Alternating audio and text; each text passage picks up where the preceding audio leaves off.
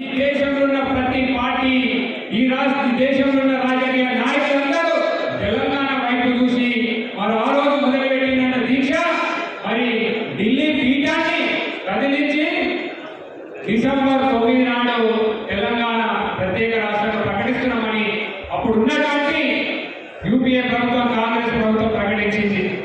ఒక్కసారి ఆలోచన చేయాలి. ఈ తెలంగాణలో ఎవరు శని అంటే, ఈ తెలంగాణకి ఎవరు విలన్ అంటే number 1 Congress party. Villain number 1 Congress party.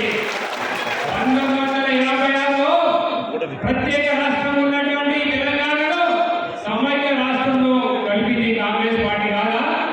ఒక్కసారి ఆలోచన చేయండి. మరి 1949 ఉద్యమం రావచ్చు, మలిదశ ఉద్యమం 2001 తర్వాత పెట్టిన ఉద్యమంలో 1200 మంది విద్యార్థులు రావచ్చు, మొత్తం 1100 మంది విద్యార్థుల అమలు బలిదానానికి కారణం ఈ కాంగ్రెస్ పార్టీ కాదా? ఒకసారి మీరు అలా ఆలోచన చేయాలి.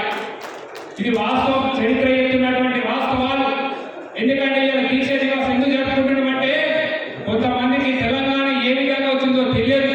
2001లో పుట్టిన వాళ్ళకి 25 సంవత్సరాలు ఈ రాష్ట్రం ఎన్ని పోరాటాలు చేస్తే ఈ రాష్ట్రం సిద్ధించింది.